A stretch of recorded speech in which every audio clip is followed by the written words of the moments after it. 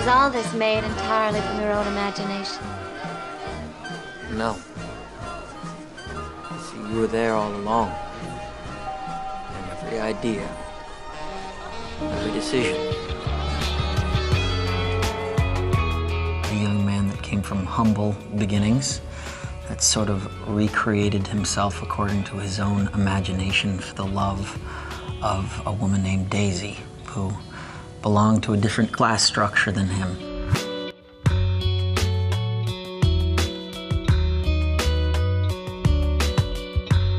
Here was a film about a person who had come from nothing and who had created himself. But actually, it turns out that he has a cause, and it's all for issues of the heart. Major J. Gatsby for Valor Extraordinary. That's right. Here's this guy, kind of crazy car and mad new money and a kook and strange and putting on these far out decadent, ridiculous parties. Part super cool and totally a joke. You must know Gatsby. Gatsby? What Gatsby? I'm certainly glad to see you again. She wants to be protected and safe and live a certain way, but at the same time, she wants epic romance. Daisy tells me that you're over in West Ag, throwing your lot in with those social climbing, primitive new money types. Gatsby's the guy you want to get the girl, and you want Daisy to be happy, and Tom really is there to stand in the way of that and to really show you a really kind of clear view of what the world really is like. He bought that house to be near her.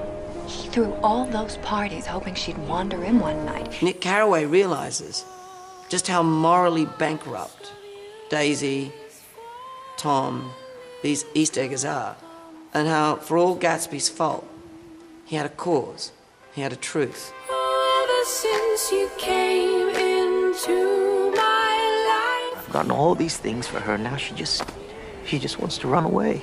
Gatsby will not let anyone rewrite the script he has written for his life. It's a wonderful romance, but it's a tragic romance. You can't repeat the past.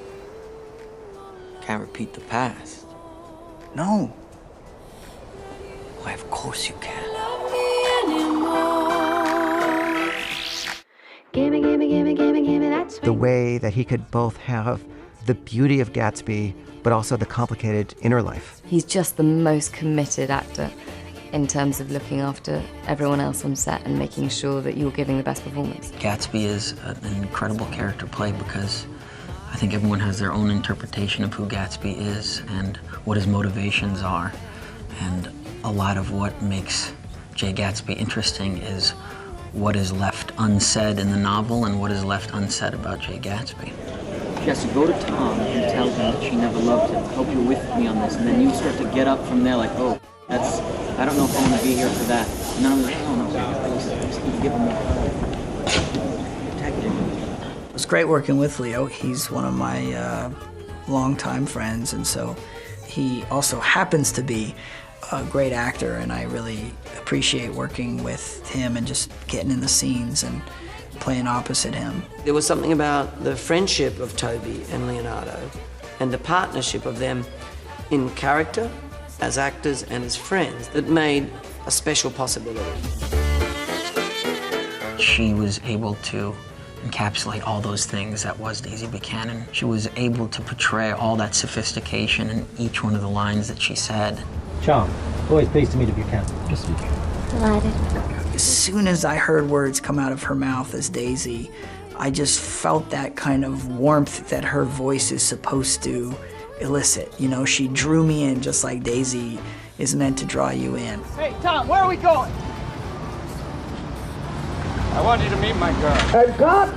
The character that Joel created for Tom Buchanan was as I'd imagined him. You know, he's playing him in a very kind of sexual, animalistic way. He takes what he wants, Tom, and he's quite aggressive, and he's brought that whole, you know, the polo side of Tom out, which really helps Myrtle because then I can respond to that and I don't have to kind of reach in and pull that out of him. I want to ask Mr. Gatsby one more question. Oh, please go on, Mr. Buchanan, go on. What kind of a row Are you trying to cause in my house anyhow? He isn't causing a row, you're causing a row. These actors who are in the absolute prime of their powers, in an 11-page acting scene in one room, the plaza, going at each other. Baz put cameras outside all of the windows, and so it was just us 5 actors in the set. And it was closed off, and we couldn't see anyone, crew or lighting or anything. And he just shot into the room, and suddenly it really did feel that real. Your wife doesn't love you.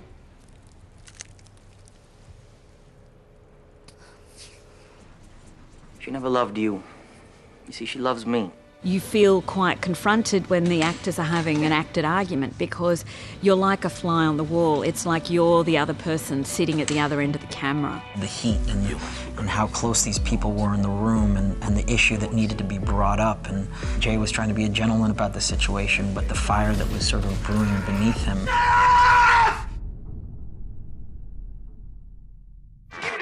He's such a visionary, so singular in his vision, really knows how to use that technology to bring you closer, to suck you into this world. I love working with Baz. I love the pace of it. I know you're gonna dig this. He's a raconteur, he's so imaginative and creative, he's so brilliantly intelligent, and he's such a specific director that every single note I felt was so accurate and right on. I just learned so much from him. I used to think wonderful things were going to happen to me before I met you. Wonderful things. I knew it was a great mistake for a man like me to fall in love. I knew that.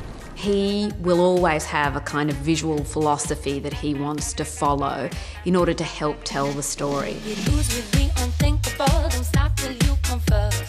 Life's too unpredictable, take control of what you're worth. Just after the First World War, we see the abandonment of the kind of heavy Victorian undergarment. We see short skirts coming in. We see a kind of sexual liberation of women that allows them to be much more scantily clad.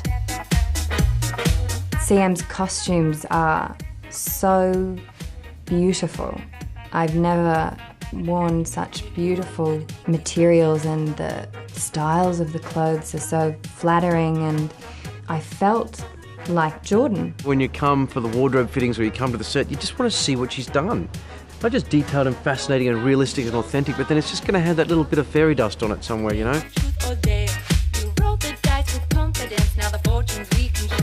Baz and Catherine, as long as I've known them, and I've known them 20-some-odd years now, have always been a partnership, you know, not just in life, but creatively. Baz bounces every single idea he has off of Catherine. She's the second part of Baz's production in every aspect.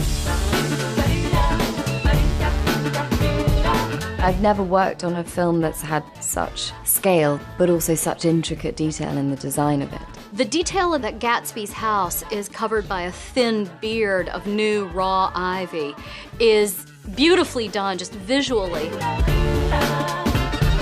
The amount of time that is spent on getting it absolutely right is just a lovely experience for me. From the set to the costumes to the props and all of those physical things that we see, and then the behaviour of etiquette and the dancing style. Tobey and I on the middle of this podium over this, 4-metre pool, both of us going, oh my God, we're going to fall in. There were scenes there where we were around Gatsby's pool. He's throwing a big party. At the end of those kind of days, everybody would look around and go, wow, that was cool. That was something to be a part of. That's not something you get to see every day. I am the son of some very wealthy people. Sadly, they're all dead now. The idea of infusing hip-hop, the ideas of giving the 1920s that sort of modernism that isn't going to separate you from being within that time period, but makes you understand the sort of cultural references and what it would be like if these people existed today. Songs that have as their refrain, I can see the green light, which is his refrain in the book. Will you still love me when I'm no longer young and beautiful? the use of Lana Del Rey's version of Young and Beautiful as Daisy's theme, with its refrain, which is this incessant questioning, will you still love me when I'm no longer young and beautiful? It was dangerous and intoxicating and thrilling and sexy, and it was jazz. F. Scott Fitzgerald came up with this phrase, the Jazz Age.